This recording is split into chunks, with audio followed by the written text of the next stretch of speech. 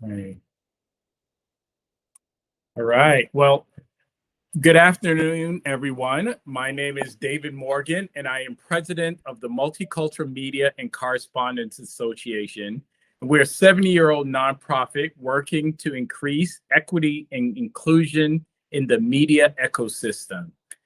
I want to welcome you all to our GNI News Equity Fund webinar, hosted by our recently launched BIPOCXChange, which is a metaverse solution we created to unleash the untapped market potential of BIPOC media.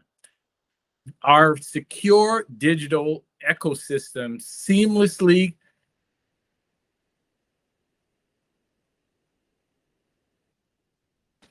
connects BIPOC media stakeholders with each other and with private and public entities wanting to invest, support, or do business with them. It also has a newsmaker space to showcase content and promotions and a resource hub with useful information and tools to address pain points in the creation, promotion, and distribution of news and entertainment content. This webinar is a great example of how we plan to leverage the platform to ensure that BIPOC publishers are apprised of funding and other resources available to them. Now, the purpose of the webinar this afternoon is to provide answers to any pressing questions that you might still have in filling out the application, which, as you know, tomorrow is the deadline. I am pleased to turn the webinar over to Ashley Edwards, who is the U.S. Partnership Manager for News Lab for the Google News Initiative, who will try to get through the questions submitted through the BIPOCXChange prior to the webinar. And we're also encouraging you to place any additional questions in the chat as we try to get to them, and we'll try to get to them if time permits. With that, Ashley, the floor is yours, and I will continue to monitor the chat and alert you to any questions posed by the audience. Great. Thank you, David. Hi, everyone. Again, my name is Ashley Edwards. I'm the U.S. Partnerships Manager in the Google News Lab.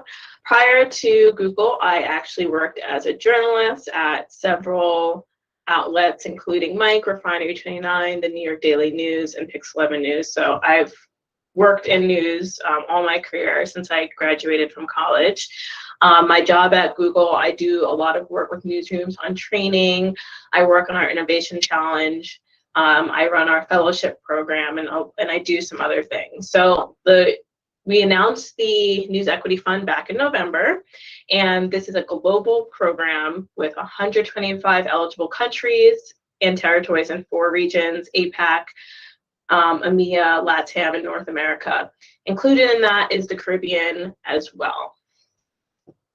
So the point of the News Equity Fund is to strengthen inclusion and empower a diverse news ecosystem.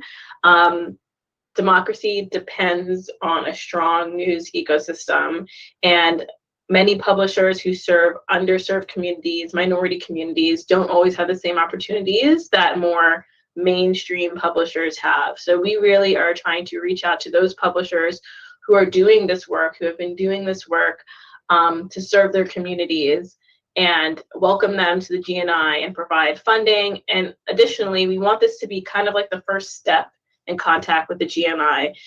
So we're not just going to give funding and walk away. We really want to know what your needs are and how we can help. So quickly, some eligibility criteria. This is for small and medium-sized news organization producing original news for underrepresented audiences. So these newsrooms must be between 1 and 50 full-time journalists/employees who produce journalistic content regularly. So meaning we want people who are publishing regularly, not just publishing once a quarter, really providing news. So for-profit and non-profit are welcome to apply, and that includes digital natives, newsletters, podcasts, radio and TV broadcasters, news associations. We've had applications from YouTube creators who have their own YouTube news shows. So really, we understand that people create news in a lot of different ways, and we want to be accommodating to that. We want you to have a verifiable digital presence, for example, a website, and you must have been in operation for at least 12 months. So you have to have been founded within at least 12 months. And the focus on core news, for example, we don't, a website that is primarily lifestyle content, sports or music, would not be eligible. We're really looking for newsrooms who are serving their communities with news and information. So the selection process. Our team is comprised of Google staff who have knowledge and experience in the news industry. Many of the people who work under the GNI at Google are previous journalists like myself, or have worked in newsrooms in other capacities. Then after we establish our final selection list, we'll be working with a third-party outside organization to further confirm our selections. And applicants will be contacted by email and offered funding before being asked to sign an agreement with Google. Selected applicants will be required to enroll with our designated payment provider in order to receive funding. And funds will be dispersed in one payment. Amounts will vary depending on the size of the newsroom and the number of applications. I'm going to stop here because I know that this is definitely one of the questions we've received the most, is how much funding are we going to receive? I wish I could answer that question for you, but due to the nature of this program being global, the funds will be on a tiered system that will be based on how large your newsroom is and also just the overall number of applications. Just to give you some context, we have over 2,000 applications already, and we expect to get a flood more because everyone waits till the last minute to apply. So I think by the end of this is going to be over 3,000 applications. It's a great problem to have. Our goal is to be able to fund everyone who is eligible who applies. That's the goal. I can't make that promise, but that's what we're really trying to do, which is why we can't say we'll give this newsroom X amount just yet, because we really have to see how many applications we have and where the cards fall. So as you see, applications open June 22nd. They close tomorrow at 11:59 p.m. Pacific time. And the latest you will receive notification and payment is December. We will definitely be trying to do that way before then. We're hoping to have all the applications processed by September, but we're giving ourselves to December because we understand, especially with Google, things can sometimes be a little slow. If you don't get your question answered in this webinar, here is this email address. You can email directly. I can also give my direct email address, but anything you send to here comes directly to me anyway. So with that, we can start with the questions. David, I didn't know if there was a list that I didn't see beforehand, but if you want to just start with the questions, that would be great. Okay, so there is a list, and so luckily I have a copy of it. So the first one I wanted to ask, is there a scoring system? Or what is the scoring system? So there is no scoring system. This is a program based solely on eligibility. So if you meet those eligibility requirements, you'll be eligible for funding. Some of the things that we are looking for in newsroom is that, you're quality news, you're actually producing news content for your audience. You are publishing regularly. You have been in operation for more than 12 months or more. You're actually producing news, not lifestyle content. And also just like on the legal end of things, that you are not like affiliated, like you're not government or state owned. That is kind of more of an issue in other regions, not so much here in the US. That you're not affiliated with a political party or anything like that. We're really we're going for news, not commentary, not partisan politics. We're going for news that serves the community. Also, I want to be clear that diversity means something different everywhere. This is a global program, so we're not solely looking at diversity from the lens of what you would typically think from in the US, which is just like race and gender. Diversity means a lot of different things. It is language. It could mean socioeconomic diversity. It could be regional diversity. So for example, if your audience is primarily lower income people. That is a form of diversity, and we want you to be very clear with that in your application, that say, my audience is primarily lower income people. This is the type of news we serve for them. For example, we've also had a lot of applications from from news organizations that serve very rural areas that don't have any other news outlets, that are really in a news desert. That is a form of diversity. We have other applicants who serve primarily elderly populations. So whatever your lens of diversity, if you serve a predominantly Black audience, you are a bilingual paper, you serve a primarily Bengali immigrant audience, we just need you to be very clear about that in your application. Does that answer the question? No, that's fantastic. And I'll apologize, Ashley, if there's a little bit of overlap. I didn't kind of screen all the questions beforehand, but here's another one. Are proposals, how are proposals evaluated? Is it by other publishers? Is it a committee? Can you share any insights into that? Absolutely. So if you are able to look at the application, it's very simple. It's very straightforward. We ask for information on the publisher, who you serve, your primary audience, and we ask how you will use the funds. There is no place in the application to request like an amount or to like submit a proposal. We do want to know what you would do with the funds you receive, be it we're gonna hire a journalist if we have enough funds to do that, we're going to upgrade our website. As I said before, the project team is comprised of Googlers. We've all worked in newsrooms or news adjacent in some capacity.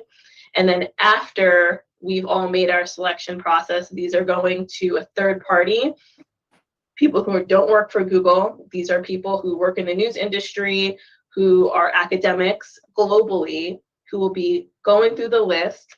And they will also help us because there are applicants who are edge cases, especially in other countries, and or applicants from countries that we've never worked with before. So we want that extra set of eyes for people to, check and see, hey, maybe this person you should be considering, or this publisher is really not a quality publisher, you shouldn't be funding them. So after Google goes through it, it's going to be a third party who we don't have any affiliation with. Great. And you sort of touched on this, but I'm going to ask it a broader question. And I know you said it by December, but when will just say again, when will the winning proposals start getting notification, and will folks who do not win get any notification at all? So we are hoping, since applications have started closing tomorrow, I am reviewing applications for North America, which we're including Caribbean, the US, and Canada. I have actually already started reviewing applications. So the goal is to start notifying people by late September, October, ideally. I believe that we are going to be able to send, if you aren't selected for funding, we're going to try to do that. I will get back on to you on that because we've done this with other funds where we've gotten thousands of applications before. It might be a little bit difficult, but the idea is to make sure we let everybody know, if it's yes or if it's no. That is great, because from MMCA's perspective, we want to focus on capacity building. So we certainly want the folks who are not successful to be better positioned in future rounds. To that extent, we've got asked this a lot. Are there winning proposal examples that you can share or usually share or that folks can view somewhere? Well, because this is a very straightforward application, I'm not sure how familiar everyone here is with our innovation challenges, but we run those in each region, usually a couple of times a year. And with innovation challenges, there's usually a theme. Like one year we did a theme of promoting diversity in the news. So all projects had to be based on that. With the innovation challenge, that's a little bit different. Because we're telling you how to craft the application because you're writing a full proposal. With this, it's pretty more straightforward, but as somebody who has already been going through applications, it's really important to be as clear as possible especially when with the question of who is the audience you serve. We really need you to be specific. If you serve a Black audience in Tulsa or whatever it may be, we need you to be specific about that. Because I have received applications who are just very general. It's like, we serve this county in New Mexico. And I'm doing as much research as I can into figuring out who is in that county, the information on that county, where it is. But we also have 2,000 applications to go through. So the clearer you are, the more apparent it is to me if you're eligible or not. So be as clear as possible with your audience and be as clear as possible with how you're going to use the funds. It's a very simple application, but just be as clear as possible. We've received a lot of applications that are very brief, that don't provide a lot of information. And if I have to go do a lot of extra research to figure out who your audience is, that's not a good application. Fantastic. And first, let me, housekeeping, encourage folks, if you have some questions, please put them in the chat. I'm monitoring the chat and I will sort of try to get to them. I said, actually, folks are excited that you said that if you're eligible, you're likely to get some funding. But there are some questions about how the ranges work. And could you speak a little bit about how you will decide relative awards? Is it based on scope of work? And if you can give some insights into that. So the ranges of the funding are going to be dependent on pretty much the newsroom size. Since we're going from 1 to 50, smaller newsrooms versus larger newsrooms. And it's also going to be dependent on how many at the end, when everything's done, how many applications do we have out? We do have some idea of the funding tiers right now, but ultimately we can't know exactly what it's going to be until we have all the applications and approvals in, because we do have a set budget. I am actively trying to get more budget because I do think from the amount of applications we have, we've gotten more applications than we ever thought we did. It's definitely a good problem to have. It's great to see the engagement, and definitely there's a need for what we're doing. So I am trying to get more budget on that end. Hopefully I'll be successful. But we're hoping, we're not making, in other challenges we've done, we've adjusted for the region. Everyone will be being paid in US dollars if you're allowed to in your country. We're not going to give countries in Europe more than countries in Asia. Everyone's going to be getting the same amount. We're not adjusting like that. We really want to keep it equitable and fair. So that's also why it does make it difficult trying to figure out these ranges right now. That's awesome. I encourage you to keep increasing the pot because the need is definitely great. So we're happy to hear that. This is a hopefully not esoteric question, but one publisher asked, what qualifies as community engagement or impact journalism? That must be something that was unearthed in your application. I don't know if that was a question on the application. Sorry, I'm just pulling up. Okay. All right. If not, what I will do, we can offline and see if we get back, because I want to try to get through as many as possible. Here's a good one. They would love for you to clarify what is meant when the application says editorial expenses do not qualify. Great. This was another question that we have been asked. So typically in innovation challenges, editorial expenses are not allowed. For the News Equity Fund, editorial expenses such as equipment for journalists, hiring a freelancer or hiring a full-time journalist, etc., those are all allowed. In the terms and conditions, when it refers to when it says those are not allowed, we're referring more to things like branded content, like that you know what branded content is. Like, we can't use funding for you to pay for a branded content deal, stuff like that. Also, like for op-ed writing, like commissioning the writing of a specific op-ed for a story, but editorial expenses like hiring journalists, paying for equipment for journalists are also allowed. I did see another question in the chat. Yeah, great. Yeah, so these are both great questions in the chat. So the first one, I'll read it so you don't have to bother yourself. There's a question about full-time staff on the application. Are you only interested in those that serve journalism functions in qualifying for that distinction? I think that so when making this application in those terms, we really wanted to focus, like we were really targeting smaller newsrooms. We've gotten a lot of applications from people who are kind of like a one-man show, and it's one person running a newsletter.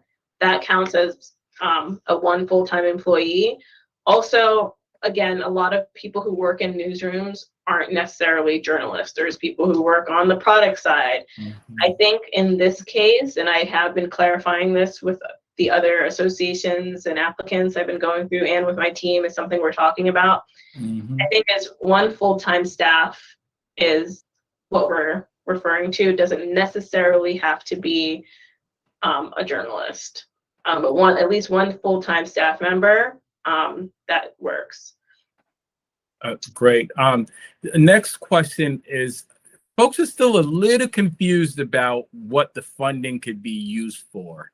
I don't know if there's a bullet or safe harbor list or something like that. At very least, they'll know. Yeah. So that's also something that's a little confusing in the terms and conditions for legal reasons. In this context of the News Equity Fund, project simply refers to what you're going to be using the funds for. So I see that is a project news reporting. So if you're using the money to buy a new computer or to hire a freelancer, that qualifies as a project. In the terms of like an innovation challenge where it's different, where you need a full project and proposal, it's different from that. Yes, funds can be used for travel. The only things that funds really can't be used for are training purposes that's outlined. So like paying for a course for training for journalists, legal fees, and for things like branded content. I see another question in here that please define small and medium. It's between 1 and 50 employees. So you can't have more than 50 employees. Fantastic. You mentioned the staffing minimum and maximum staffing requirements. Are there minimum and maximum revenue requirements? No.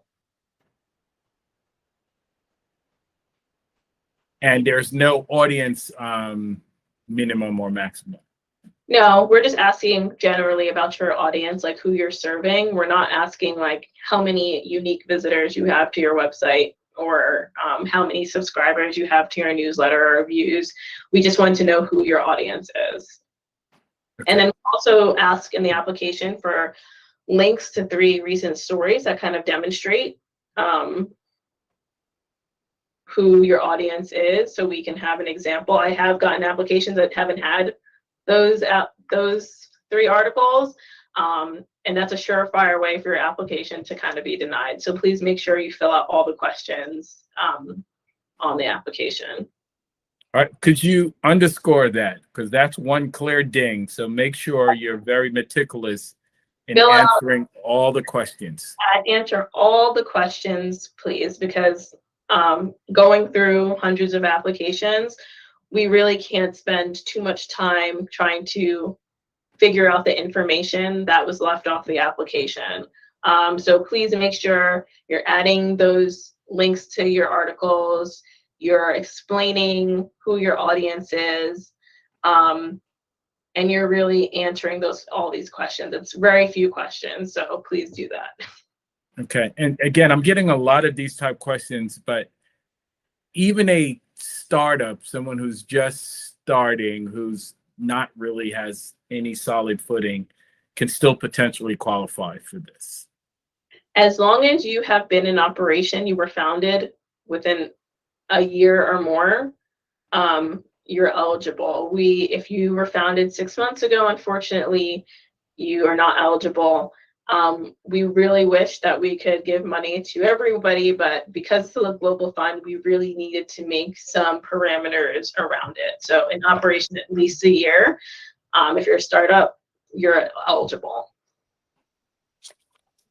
Okay, I'm sorry.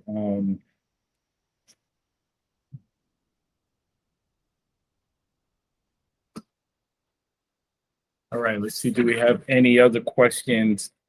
Again, a lot of these questions are a little bit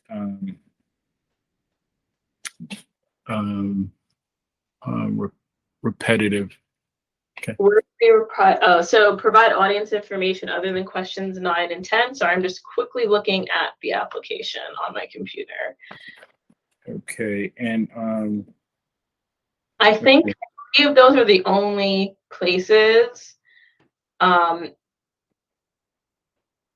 Please describe the underrepresented audience, and that is not just like a drop down. It's really, you can type in there. So we really want you to explain who your audience is. okay. And then also the question of,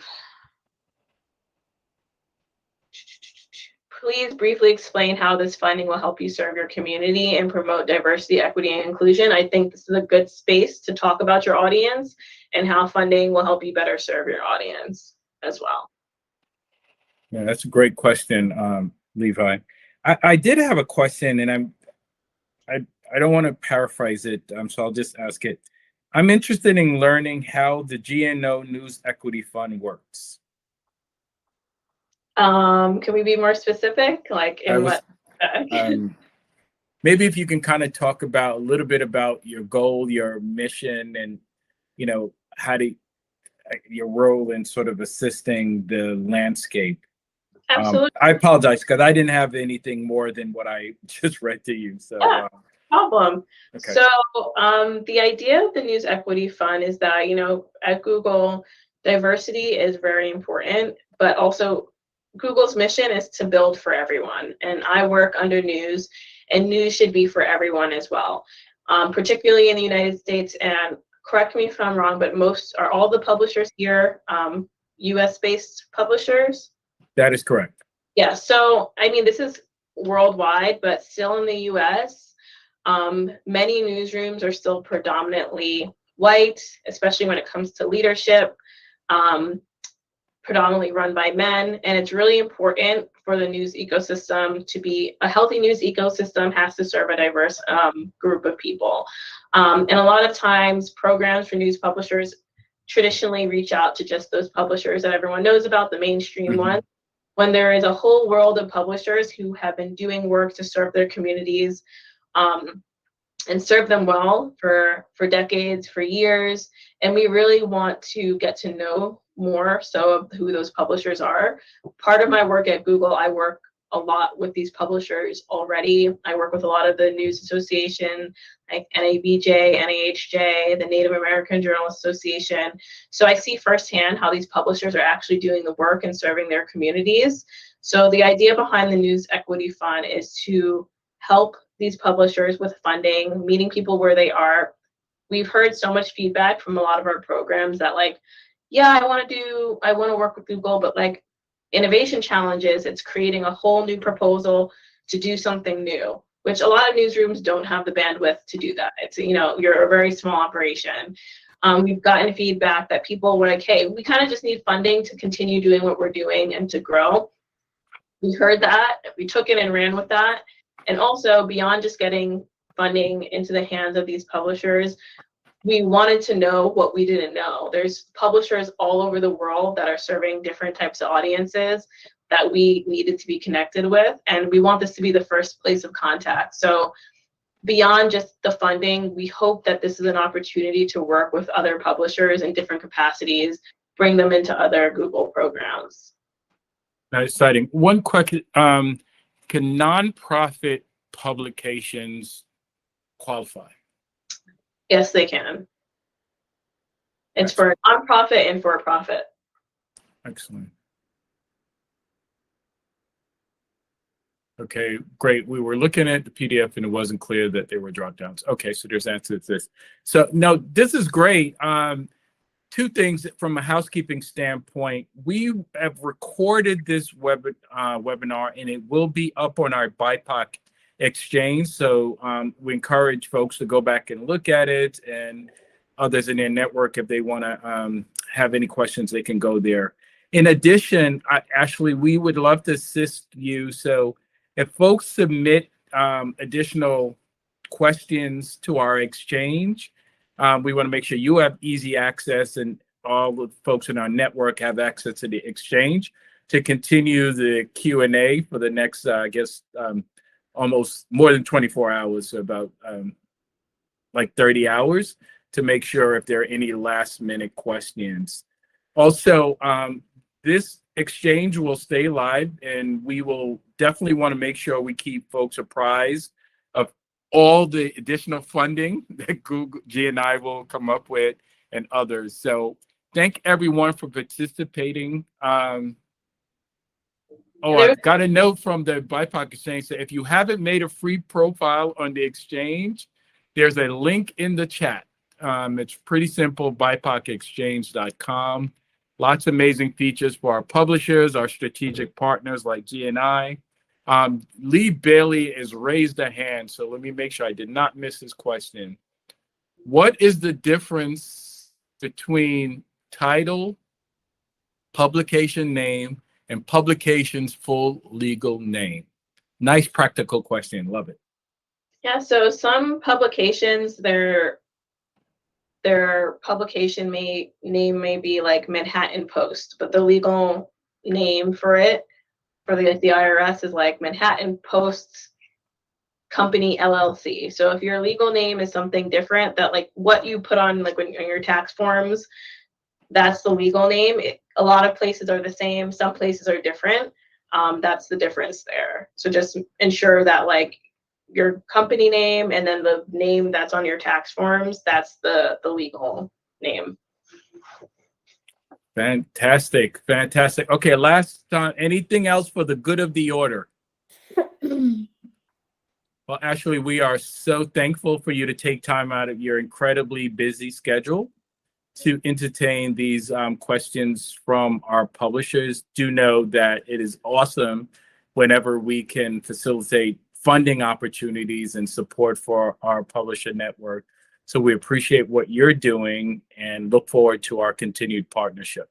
Absolutely, and thank you for putting this together. It's definitely great to be able to talk directly with publishers, and I hope to do more like this. Any other opportunities, and whether it be funding opportunities or training, workshops, or labs, I will definitely keep everyone here on top of that. I'll send any other information, and please email me at this link with any other questions that we haven't answered.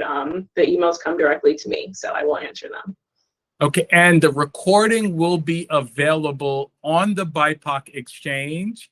Once, give us a couple, our tech team will put it up, but it will be on the BIPOC Exchange for folks to view. Great. Okay, thank you, everyone. Thank you. Have a great day, and hope to see all your applications. Indeed. Bye.